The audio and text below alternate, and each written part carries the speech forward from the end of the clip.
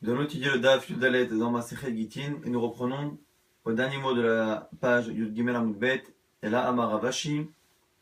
Nous avions une halakha au nom de Rav qui disait que lorsque une personne qui s'appelle A un objet qui lui appartient, de l'argent qui lui appartient, qui est en gage chez une personne B, et dit à cette personne B, tu sais l'argent qui m'appartient qui est chez toi, je veux que tu la donnes directement à C. Eh bien, cela marche si les trois sont présents au moment des paroles. Il y a finalement transaction, même s'il n'y a pas d'action ni de document qui normalement est nécessaire pour justement entériner le transfert de propriété. Ici, ça fonctionne. Et la Gemara va essayer de comprendre quelle était justement la raison pour laquelle ça fonctionnait. À la fois dans un cas où l'argent est en gage, à la fois où c'est même un prêt. L'argent que tu me dois, qui est chez toi, qui m'appartient, eh bien, au lieu de me le rendre à moi, tu le rends à l'autre. On avait fait une première proposition que Ravashi avait objecté, et là Ravashi propose autre chose, et là Maravashi, mais il y en a un des cas mishtanyale ben midva yeshana les midva chadasha gma ou musha ben nafshe. À la question de comment peut-on finalement faire acquérir ce transfert de créance alors qu'il n'y a aucun document, aucune action qui entérine ce transfert justement, eh bien c'est parce qu'on dit qu'ici il y a un profit pour l'emprunteur. L'emprunteur donc qui s'appelle B, qui devait de l'argent à partir du moment où on lui change de créancier, il espère que ce nouveau créancier pourra lui prolonger le temps justement du prêt, puisqu'il commencera à avoir ses créances avec un décalage, et donc il a un avantage. Cet avantage qu'il a fait que finalement, on part du principe que même sans action qui permet en général d'entériner et de montrer son accord, ici, comme il a un avantage, l'emprunteur, eh bien, on estime qu'il est d'accord, et c'est la raison pour laquelle le kinyan peut fonctionner. Amaré Ravuna, Mar Bere de Rav Nechemia et Ravashi, donc on a répondu à ce moment-là, Ravashi est là, mais Ata, mais selon toi, Kegon Hané de B Barel Yashiv, puisque selon toi, cela ne fonctionne que parce que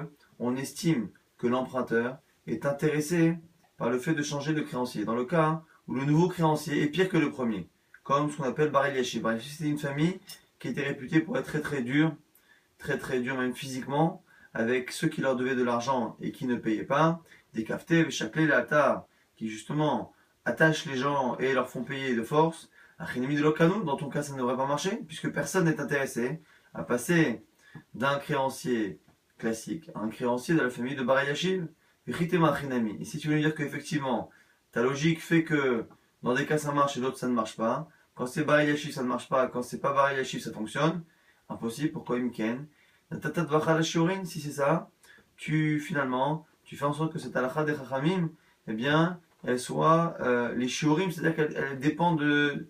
Shiurim, c'est des quantités, mais c'est une manière de dire ici que finalement ce sera du cas par cas, et en fonction à chaque fois de l'estimation, est-ce qu'on estime que la personne, l'emprunteur, eh bien, finalement, est plus intéressé par devoir l'argent à A que à B que à A, et du coup, ça devient une halakha qui à chaque fois devrait être soumise à un jugement, et du coup, ça ne correspond pas à ce que les Khamim font en général.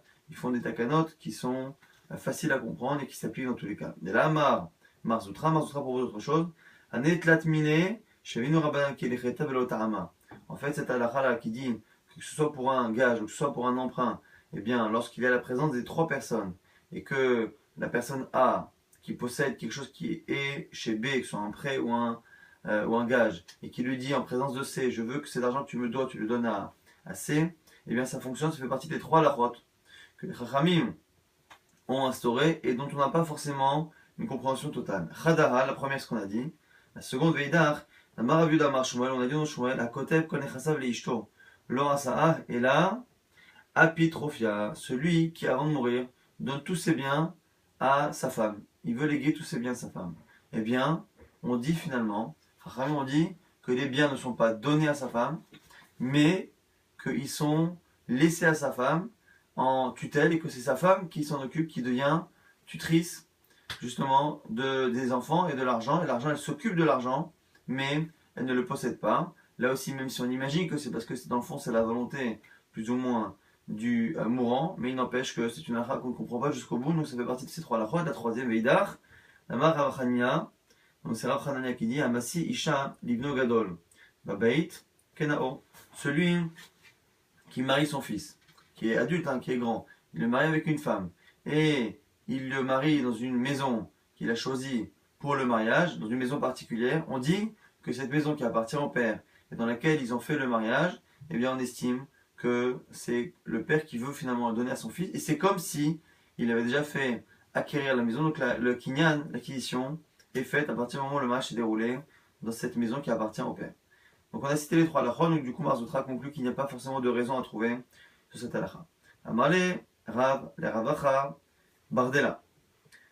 Donc Rav qui dit à Ravacha Bardella, Kaba de Mourika Itli Gavar. J'ai une quantité, un cave de karkom donc c'est curcumin. J'ai une quantité de korkoum qui est chez toi. Il y avait les plonis. Je veux que tu le donnes à un tel. Beapek laminalach, delo adranabi. Et je le dis devant toi et devant lui, BAP devant lui, et justement je ne reviendrai pas sur ma décision. Donc le pour l'instant a l'impression que ce qu'il a dit qu'il ne reviendra pas sur sa décision, c'est un rajout. La voix dit Miklal, le fait qu'il dise qu'il ne va pas revenir sur sa décision, cela sous-entend que finalement il pourrait revenir. La voix dit non, tu as mal compris, Rikama. Il est en train justement d'expliquer. Il dit, tu sais ce que je viens de te dire, que je veux que tu donnes à un tel, je le dis devant lui, de telle sorte à ce que je ne puisse pas revenir sur ma décision. Donc au contraire, le fait justement de dire devant la troisième personne, ça l'empêche de revenir sur sa décision, comme ce qu'on a appris depuis le départ. C'est à la Khadora qui dit que pour un prêt ou pour un gage, eh bien, si A dit à B de donner son argent à C, et en présence encore une fois des trois de C, eh bien, du coup dans ces cas-là, cela fonctionne. Avec Madialar, mais si c'est ça, Rav se répète, c'est la même halakha qu'on a déjà vu. Ha-amarav chadazimna, il a déjà dit une fois, d'amaravuna amarav, le planier la halakha qu'on cite depuis le daf d'hier, l'argent qui est chez toi, qui m'appartient, donne-le à un tel, le Mahamad Shushtan, Kana, si les trois sont présents, cela fonctionne. La Gemara explique pourquoi Rav avait besoin de le dire deux fois. Imei, ava amina anemile, matana meruba. Là-bas, dans le cas d'un mané, j'aurais dit que pourquoi on a besoin de la présence des trois, c'est parce que la quantité d'argent, mané, c'est une quantité relativement importante. Et donc on aurait pu penser que c'est que lorsqu'on a une quantité importante qu'on a besoin de la présence des trois. Aval matana mo'aitet, mais quelque chose de pas très important, de pas très grande valeur, comme ce cas, cette quantité-là de karkom, cette quantité de karkom, j'aurais pu penser que c'est tellement une valeur qui est faible, que finalement, même si les trois ne sont pas présents, eh bien, on engage A à faire donner par B à C, même si finalement C n'est pas présent. L'oliva befanav, kamash malan, ça nous apprend finalement que quelle que soit la quantité, quelle que soit la valeur de la chose qui est donnée par A à C, par l'intermédiaire de B, qui est celui chez qui réside l'argent ou l'objet, mais quoi qu'il arrive, quelle que soit la valeur, il faut toujours que C soit présent pour que l'engagement soit définitif et que la transaction soit actée. Anhu, Ginae, ici on nous raconte l'histoire de personnes qui avaient des potagers et qui vendaient ensemble les légumes et les fruits de ces potagers, de ces vergers. David Rouchbena Behade Adade. Et ils ont fait le calcul des recettes.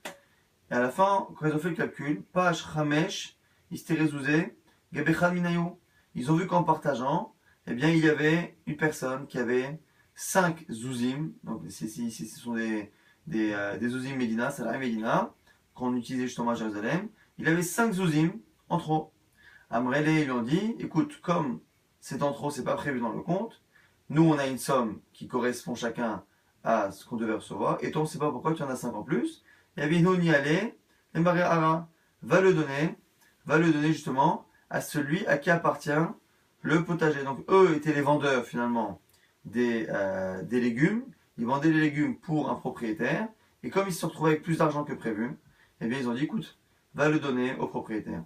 Et du coup, Bapé, Maria Ara, ils ont dit ça devant le fameux propriétaire, Kanaminé. Et en plus, le Kanaminé, il a acquis l'argent en le prenant dans ses mains. Donc ici, on est dans un cas, on a une double acquisition. On a donc toute la bande là d'associés qui vendent des légumes, et ces associés-là partagent les recettes, et lorsqu'il voit qu'il y en a un qui en a 5 en trop, il dit bon, comme les 5 en trop nous appartiennent à tous, et on ne sait pas quoi en faire, donne-les à celui à qui appartient le champ. Donc ils sont tous là en train de faire un kinyan. Mais comme la personne, justement, le mekabel, celui qui va recevoir est présent, ça fait acte d'acquisition sous l'orav, comme la lara qu'on étudie depuis le daf précédent. Et en plus, Vekanaminé, il a pris l'argent dans ses mains, donc il a acquis en plus d'une double manière, à la fois par la parole des vendeurs et à la fois par le geste. Les sauf azal, avad rouge bena, bendil et lenafché, l'opage gabé velomide. À la fin, hein, celui justement qui avait 5 zouzim en trop est revenu à la maison, il a fait le compte, il s'est rendu compte que finalement il s'était trompé et que les 5 zouzim n'étaient pas en trop, au contraire. Donc du coup, Atalek Amel Rav Nachman, il est venu voir Rav Nachman. Amarle, il lui a dit, Maï Aïvidlach, que veux-tu que je te fasse? Chadad Amaravuna Amarav, Veron, Hakanominach. Rav Nachman a dit à cette personne-là, je ne peux rien faire pour toi. Pourquoi? Parce que déjà, le fait que les autres vendeurs aient parlé en la présence de l'autre, ça fait office d'acquisition, comme la lacha de Rav. Et en plus, il a pris l'argent avec ses mains. Donc que veux-tu faire?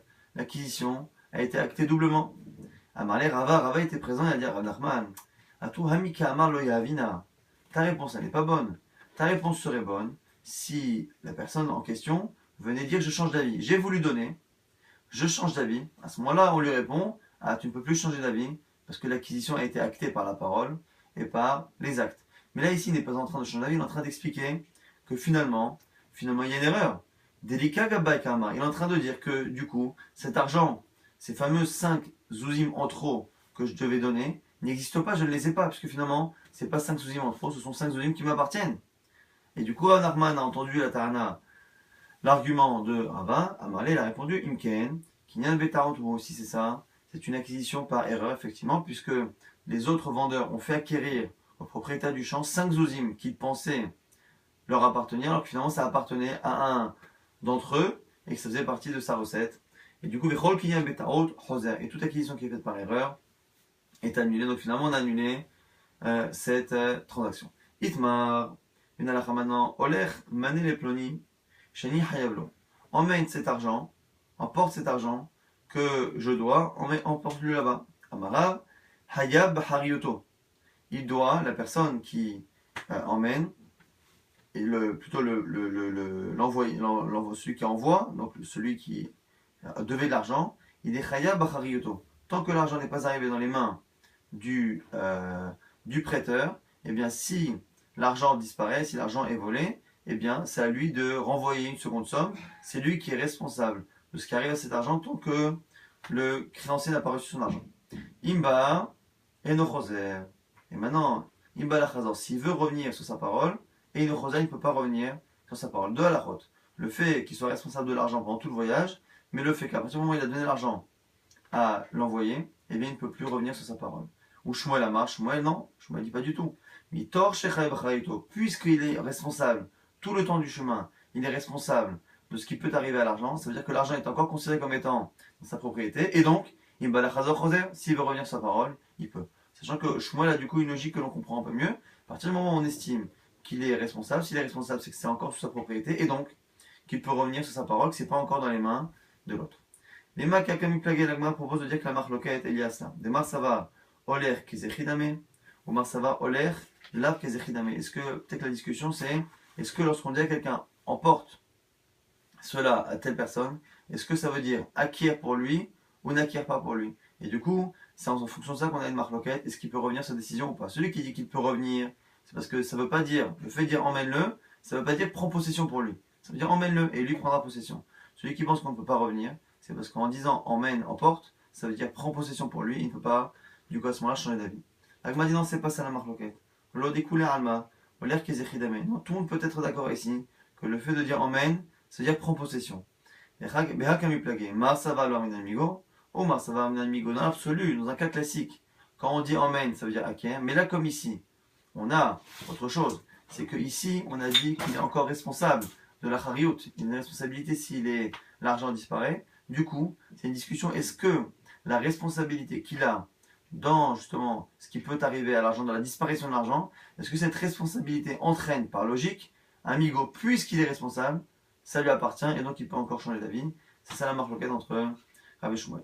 Tania qui va t'aider Rav, une braïta qui a l'air de confirmer l'avis de Rav. Olech mané les ploni shani chayavlo, emporte cet argent à un tel à qui je lui dois. Ten mané les ploni shani chayavlo, ou donne maintenant cet argent à un tel à qui je dois justement cette somme. Olech mané les ploni pikadon chez Eshlo beyadi. Ten mané les ploni pikadon chez Eshlo beyadi. Ou sinon maintenant, autre cas, c'est plus ici un prêt, c'est le même cas avec un picadon. Emporte ce mané, cette somme, picadon chez Yeshlo Bani, qui est le gage que cette personne avait laissé chez moi. Ou pareil, donne à cette personne-là le gage qu'il avait chez moi. Hayab Harioto, donc qu'il rende finalement un argent qu'il devait à cette personne-là, ou qu'il lui rende finalement un gage que cette personne avait laissé chez lui. Quand il arrive, Hayab Harioto, il est responsable de ce qui arrive en chemin à cet argent. Et comme Rav, il ne peut pas revenir sur sa décision. Donc la Braïta, elle a de confirmer l'avis de Rav et contre l'avis de Shmuel. Elle m'a dit Picadon. Pourquoi on parle de Picadon ici? Les Imalé, Eretz Noshi et Picdono, bien d'après. Elle m'a dit, mais attends, comment tu peux dire ici que cette personne-là, elle veut transférer finalement ce picadon? La personne, elle est gardienne. Un picadon, c'est un gage. Donc la personne laisse en gage un bien chez lui. Donc ça veut dire que lui le surveille. Il est censé surveiller le bien. Est-ce qu'on peut estimer ici que la personne a le droit de se défaire de ce picadon, de ce gage, pour la transférer, alors que finalement la personne peut-être qu'elle ne veut pas? Rabbi Zera nous dit que chez Urzak, Kafran, c'est dans le cas où celui justement à qui il a laissé le bien a déjà une réputation d'être kafran, c'est-à-dire de garder des biens et après dire qu'il ne les a jamais reçus. Et donc du coup dans ce cas-là on peut estimer que le fait de transférer justement ce gage n'est pas une perte pour justement son propriétaire. Rav Shechet avalé à Chartra, et Serbela Bemechosa. Rav Shechet avait vendu un bien et celui qu'il avait vendu, il l'avait vendu à crédit. La personne qui l'avait acheté à crédit dans la ville de Mechosa. Et un jour, Amalé le Rav Yosef Bachama, allait à Mechosa, lui dit Bade Daatit, Itnihuni Hale, s'il te plaît, tant que tu vas à Mechosa, va récupérer l'argent. Il y a quelqu'un qui m'a acheté à crédit, qui me doit donc la somme d'argent, va là-bas, récupère-la moi. Azan, Yavinoulé, il est parti, et du coup, effectivement, il a demandé l'argent. Amrele, les gens qui devaient de l'argent donc à Rav Shechet, ont dit Nikne Minach. Ils ont dit écoute, avant que tu prennes l'argent, je veux que tu acquières l'argent. Donc Rav Shechet, ici Rav Yosef Bachama, qui était donc l'intermédiaire, on lui a demandé d'acquérir l'argent pour justement que les personnes qui devaient l'argent ne soient pas responsables de ce qui se passe en chemin. Il a dit acquiert, comme ça après tu es responsable. Amaléon, il lui a accepté, il a dit pourquoi pas. Et sauf Ishtamek là, finalement ils ont oublié de faire cela. Kata les Gabé, lorsqu'il est venu devant Rav Shechet, Amalé, Rav Shechet lui a dit Shapir Avat, tu as bien fait de ne pas te porter responsable de cet argent. Pourquoi? Parce que pour ne pas faire de toi, Aïved Lové, les Ishmalvé. Pour faire de toi un Aïved, un serviteur, parce qu'on dit que l'emprunteur est esclave finalement du prêteur. Et là ici, tu aurais eu l'inconvénient d'être esclave comme un emprunteur, et donc d'être responsable de l'argent, alors que finalement, tu n'as jamais touché cette somme. Donc pourquoi t'engager sur la responsabilité d'un argent que tu n'as pas touché? Donc ce serait dommage de s'être engagé. Isha Hanen qui disent que l'histoire est un peu différente, qu'il a dit Shapir Avat, avait lové les Ishmalvé, c'est pas par rapport à lui, si tu as bien fait, non pas parce que tu ne t'es pas rendu esclave, mais parce que eux tu les as rendus esclaves, que maintenant ce sera à eux, si tu avais perdu l'argent, ça aurait été à eux de venir encore une fois me le redonner, parce que c'est à eux, puisque c'est eux qui me donnent de l'argent, c'est à eux d'être engagés, c'est à eux d'être entre guillemets asservis en tant que Aved Lové les Ishmalvé.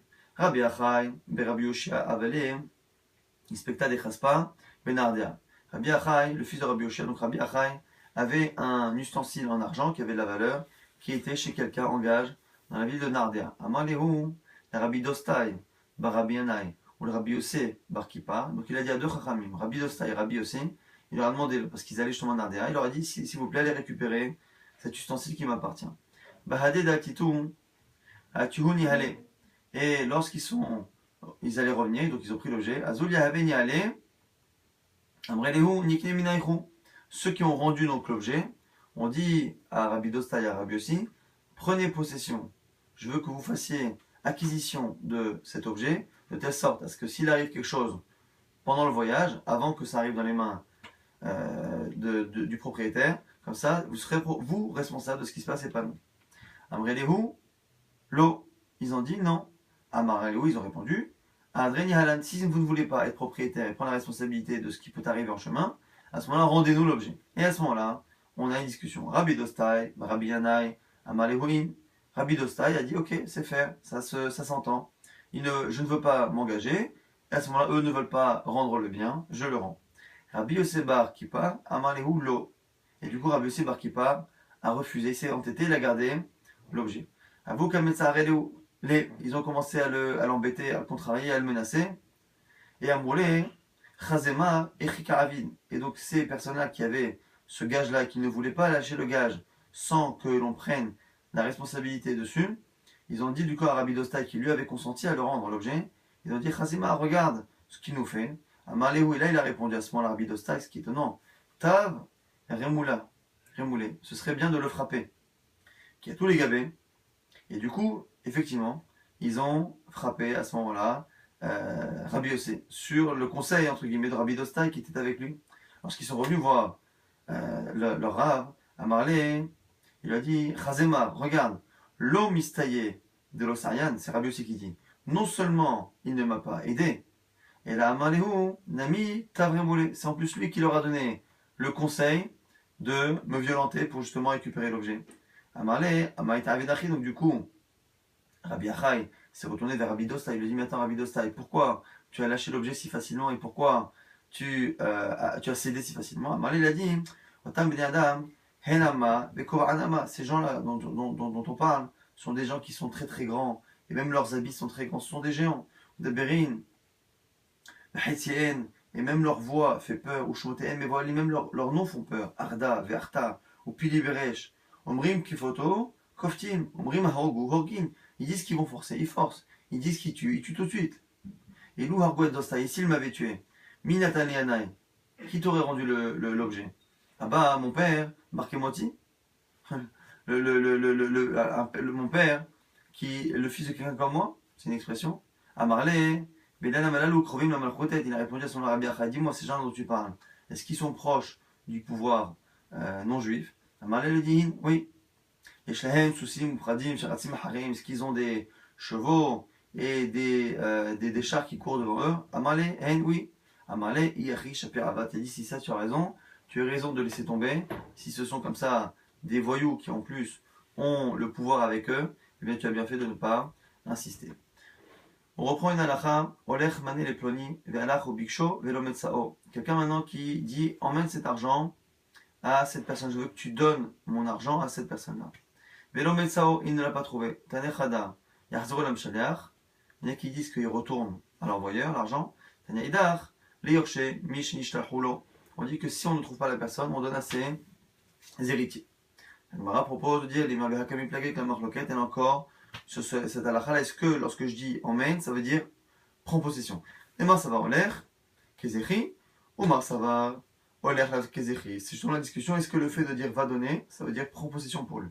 Si on dit que ça veut dire que tu prends déjà possession, mais si tu ne le trouves pas, puisqu'il a déjà pris possession de la personne, il faut donner à ses héritiers. Si par contre on dit que c'est pas, ça veut dire emmène-le, mais ça veut pas dire prends possession, c'est-à-dire que lui prendra possession au moment où tu le trouves. Et bien, tant que tu ne l'as pas trouvé, le don n'est pas acté. Si le don n'est pas acté, l'argent revient à son propriétaire. Amar Rabbi Acha bar Mamal, Dechoule Alma Holer Lav Kezechi, Velav Kasha. Là, on m'a dit non, pas du tout. Ça n'a rien à voir. Tu peux très bien dire qu'ici, tout le monde pense que le fait d'emmener n'a rien à voir avec le fait de faire acquérir. Ah, quelle est la marque locale ici? Habubari, Ha Bishrimera. Ça dépend du cas. Est-ce qu'on parle de quelqu'un qui est en bonne santé ou de quelqu'un qui est mourant? Quelqu'un qui est en bonne santé, eh bien, on part du principe que le fait de dire donne, eh bien, ça n'acte pas la transaction, le transfert de propriété.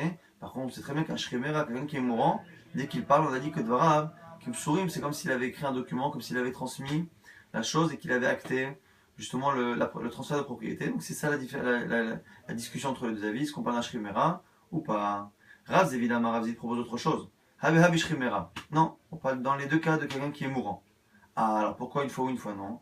Hadite limkabel bish'al matan ma'ot, hadelite limkabel bish'al matan ma'ot. Ça dépend si la personne est vivante au moment de donner l'argent.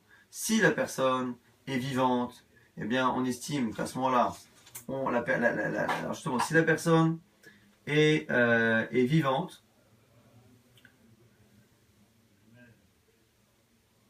si la personne est vivante, exactement, si la personne est vivante au moment où le donneur a donné l'argent au chaliar, eh bien, on sait très bien que la personne a disparu. Mais est-ce qu'elle a disparu à la fin ou au début? Si au moment même où la shlichut a commencé, la personne était morte, il n'y a jamais eu de don. Par contre, comme ici on parle d'un shrimera, par quelqu'un qui est mourant, dès qu'il parle, ça fait acquisition. Si au moment où il parle et qu'il s'adresse à son envoyé, il dit va donner l'argent à un tel, si au moment où il parle, la personne est vivante, mais va disparaître pendant justement le voyage, si elle va disparaître pendant le voyage, dans ce cas-là, puisque au moment même où la parole est sortie de la bouche de la personne qui est mourante, la personne était vivante, eh bien le don est acté. La seule fois où ça ne l'est pas, c'est quand dès le départ, il y a eu erreur. La personne qui est mourante a dit donne à un tel, et il ne savait pas que la personne était déjà morte. Et c'est pour ça que la personne ne la trouvera pas. Rafa Pama, Rafa Pa, propos de autre chose, Haveha Ave Bari. Dans les deux cas, on parle de quelqu'un qui n'est pas mourant, qui est en bonne santé. Ha Demit Mekabel Behayi Noten. Ha Demit Noten Bechaye Mekabel. Là ici, on parlait jusqu'à présent de celui qui reçoit l'argent qui meurt. Maintenant, on va parler aussi d'un cas où l'envoyeur, je veux dire, celui qui donne, eh bien, il meurt. Donc du coup, ici on nous dit quoi? Ça dépend justement que qui est mort en premier. Si c'est Demit Mekabel, Bechaye Noten, si justement c'est le Mekabel, celui qui doit recevoir, qui est mort avant,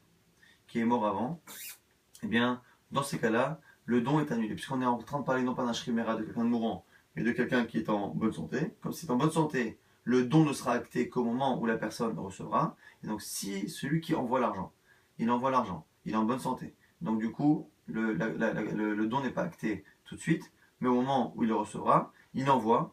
Et au moment d'arriver, le Mekabel, donc celui qui devrait recevoir, meurt. Et c'est après que le donneur meurt. À ce moment-là, effectivement, il n'y a jamais eu de personne pour prendre l'argent. Donc c'est pour ça que l'argent reviendra à son propriétaire. Par contre, dans le cas où il a envoyé, il n'était pas mourant. Donc, comme il n'était pas mourant, eh bien, le don n'est pas acté tout de suite. Mais sur la route, c'est d'abord le donneur qui meurt. Comme le donneur, eh bien, meurt, on estime qu'à ce moment-là, on acte justement le don, et donc le don est donné au Mekabel, même si entre le moment où le premier est mort, le donneur, et que le Shaliach va arriver, eh bien lui aussi le Mekabel, le receveur, va mourir. Malgré tout, le don a été acté au moment où le donneur est mort, et donc c'est pour ça qu'on donnera aux héritiers si le Mekabel, si le receveur est mort. L'Imaoler Kesri Tanaï, l'Agma dit peut-être que maintenant, cette marloquette là entre cette discussion, est-ce que lorsque je donne à un Shaliach, de manière générale, ça veut dire prend possession ou pas, indépendamment du fait que la personne soit mourante ou pas. La Gemara dit que c'est une marloquette dans les Tanaïm. Les Tanya, c'est une braïta qui donne plusieurs avis sur justement Olech Mané les Ploni, celui qui dit emmène cet argent, donne cet argent à un tel pour moi. Et vers la Biksho, il est parti, il ne le trouve pas, donc il est mort. Yahzero Lamshaler. Premier avis qui dit qu'on revient, on redonne l'argent à celui qui a envoyé. Mais Amshaler, si maintenant le donneur lui-même est décédé, Rabbi Nathan et Rabbi Yaakov, un roux de Chachamim qui disent Yachzero le Yorsham Shaliach. Comme c'est un argent qui revient au Meshaliach, au donneur, on donne à ses propriétaires. Donc, premier avis pour l'instant qui pense que on rend l'argent au propriétaire, au donneur ou à ses héritiers, s'il n'est plus là, mais quoi qu'il arrive, puisque le receveur n'a pas été trouvé, ce qu'il est mort, eh bien, c'est ni lui ni ses enfants qui toucheront l'argent. Il y a Shomrim là qui disent les Yorshemi Shenishtalhulo. Non, ça revient aux héritiers de celui qui devait recevoir l'argent. Donc on a déjà une première discussion. Est-ce que c'est le donneur ou ses héritiers, dans le cas où il meurt, qui reçoivent, ou est-ce que c'est les héritiers du receveur? Abulanasi Omer, Mishum Rabbi Yaakov, Shama Mishum Rabbi Meir, donc c'est Abulanasi au fond, au nom de Rabbi Meir, mitzvah lekayem divrei hamet. On a une mitzvah d'accomplir les paroles du mort, et donc de donner aux héritiers du Mekabel, ce qui revient un peu à la vie précédente. Bachachami Omrim, Chami disent Yachloku, on partage. On partage entre les héritiers de l'un et de l'autre. Et Kanamou, et c'est là-dessus qu'on a dit Ma Sheyirtse Hashaliach Yaase. Un autre avis qui dit quoi? Que le Shaliach, c'est justement à l'envoyé, à celui qui est envoyé, de faire ce qu'il veut. Amarabi Shuman Anasi. Al, il a dit Hayama, c'est lui rapporte qu'il a une histoire similaire, que c'était lui l'envoyé. Ve'amrou et les Chamim ont dit Yachzero le Yorsham Shaliach. Il faut le redonner aux héritiers du donneur. Et la Gemara propose de dire que tous ces avis-là discutent, entre autres, par rapport à cette halakha. Est-ce que le fait de donner à un envoyé, c'est lui demander d'acquérir tout de suite pour le receveur? Maïla be'akami flagé. Des Tanakama, ça va que le premier avis qui dit qu'on doit redonner au donneur, c'est justement parce qu'il pense que le fait de donner à un envoyé, ça ne doit pas dire prends possession. Et donc la possession ne prendra effet qu'au moment où le voyage sera terminé, et comme la personne est morte, elle n'a jamais eu lieu, donc ça revient au shaliach. Et pareil, l'avis qui suit, qui dit que quand le donneur est mort, eh bien on donne à ses enfants à lui. Pareil, il pense aussi que c'est parce qu'on estime que le fait d'avoir donné un shaliach, ça ne veut pas dire qu'il doit acquérir. Et afagav des mythes, l'homme il a une mitzvah les kaim d'ivramet. Et c'est pas parce qu'il est mort qu'on pense qu'il faut absolument accomplir les paroles du mort, parce qu'on a un principe aussi que lorsque la personne est morte juste après, on dit ça y est, il faut accomplir les paroles du mort, même si c'était pas prévu qu'il meure, on voit qu'on ne dit pas ça. Le Yeshomrim, et le Yeshomrim, du coup, qui dit que non, il faut donner aux héritiers du receveur qui était prévu, eh bien lui il pense que Holer Kezeri, que le fait de donner un shaliach, c'est comme si je lui demandais tout de suite de prendre possession pour la personne en question, et du coup, même si finalement la personne est morte après, puisqu'au moment où on a donné dans les mains du shaliach, la personne était vivante, et ben elle a pris possession, et donc ce sera son héritier, ou ce seront ses héritiers qui prendront possession. Rabbi Yehuda Nassi, Omer Mishum Rabbi Yaakov, Shama Mishum Rabbi Meir, et Rabbi Yehuda Nassi qui a dit au nom de Rabbi Meir qu'il faut faire les paroles du mort, lui, il pense la même halakha que précédent, mais pour deux raisons différentes. Non pas parce qu'il pense que dès qu'on dit quelque chose à un shaliach, dès qu'on le donne, ça prend acte, mais c'est pour une autre raison. C'est parce que comme entre-temps, l'envoyé aussi, et celui qui voulait donner le donneur est mort, on a un principe que quelque chose qui a été dit juste avant la mort, eh bien, doit être accompli. On a une mise d'accomplir la parole du défunt. Ah, et Chachamim qui disent qu'il faut partager, Chachamim Yahloku, parce qu'ils ne savaient pas quoi faire. Comme ils ne savaient pas, ils ont dit on partage. Et Kanamrou, Shuda Adif, et ceux qui ont dit, oui, dans ce cas-là, mieux vaut demander au shaliach, ils pensent que Shuda Adif, mieux vaut demander au shaliach. Comme on ne sait pas, ils pensent comme Chachamim.